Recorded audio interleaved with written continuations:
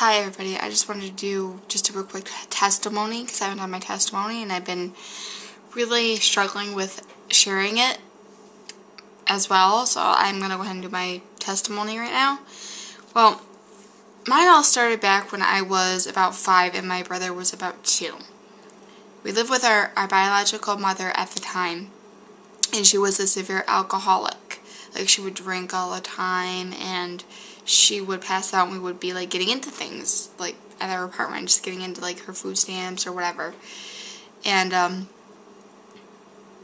remember like there was a lot of things that would happen at the time. Like at one point I was probably about 3 or 4, I think, and I still remember, so I was sitting in front of the TV and she had come up to me with a beer and she had made me drink beer, or like she had forced it on me.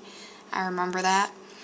And just, she always left the place really nasty and really dirty. Well, one time, my brother and I were left outside in the snow, the dead of winter, and I was wearing clothes. My brother, I think, was just in a diaper at the time, and he was 2 at the time.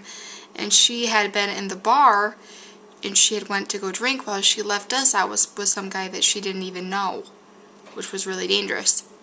And I guess the lady in the bar had seen that because she noticed it more than once, and she ended up calling CPS, Child Protection Services, on her, and we ended up being taken away from our mom for neglect and for the alcoholism. And from there, it didn't really get much better at all.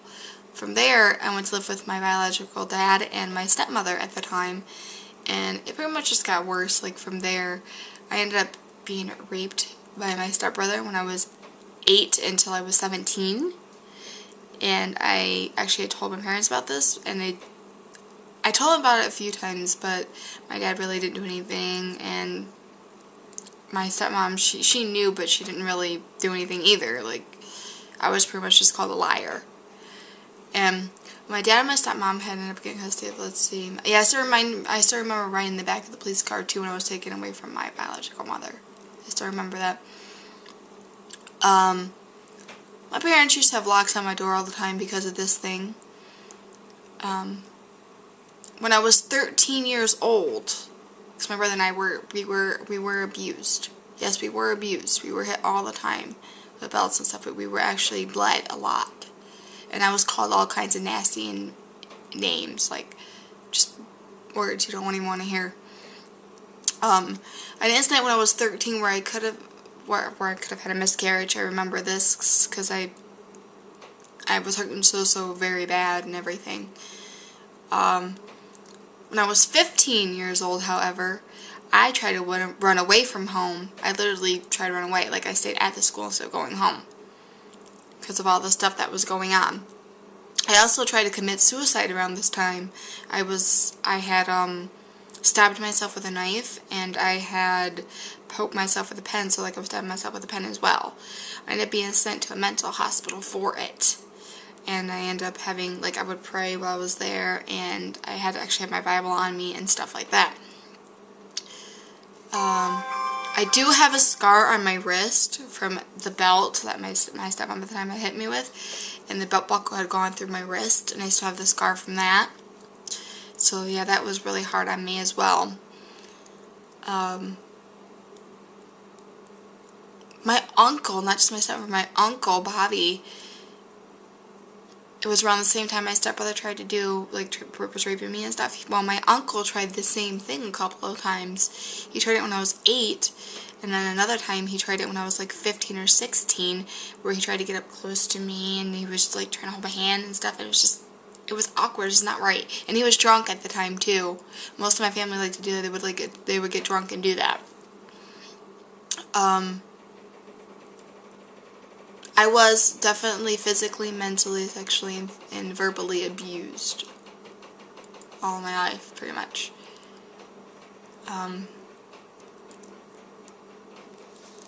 But since then, I actually had left my parents' house when I was 18. I ended up being married to my husband. He's a wonderful husband as well. When I was 18, I didn't want to live in that place anymore. I couldn't live in that place anymore after all these years, like so many years of having to deal with all this hard stuff that I dealt with. And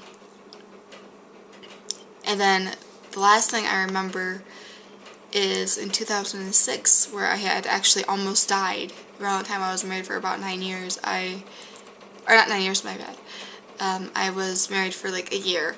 I was 19 years old. I almost died. I ended up having 2 infections that were really, really bad, and I had 105 fever at the time, and then it just would not go away. I remember being in the hospital, and they were doing like kidney, like scans and stuff for my kidney and stuff like that. And I remember hearing the Lord's voice, and at the time He told me that it wasn't my time to go. I had more work to do. And He knows I'm still here.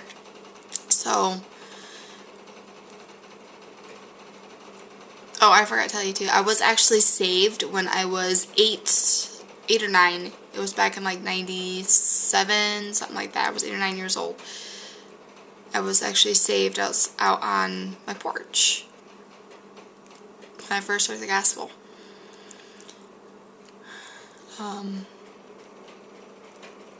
But that's why I have trust issues. Like, I don't trust people. I have a hard time trusting people. It's not easy for me to trust people. Especially when I get called liar all the time. It's not easy. I'm glad I didn't die from suicide when I was 15, though. I'm really glad I didn't. Like, I still get thoughts of suicide, but I know better than that. So I didn't really, like I said, I didn't really have a mom in my life, and I didn't really have a dad in my life, and like they were there, but they weren't there, if you know what I mean. They weren't there for me. So it's really difficult for me to open up to people or do anything or anything like that. So and that's why I feel so close to the Lord, because of that fact. It's so hard for me to open up to people, and it's really difficult because of all, like I said, all the years I had to go through this difficult life and stuff like this. Like, I just remember my parents doing drugs all the time. Like, a stepmom and my dad did drugs. They drank. They actually smoked weed. They did all this stuff. Like, for years they did this stuff, and I just didn't want to be in that life anymore, and it's really difficult. But yes, I just wanted to come on, and I wanted to share my testimony with everybody, and it was really, really difficult for me, and I just wanted to open up and tell everybody about this. Thank you all for listening. I love you all. Bye-bye.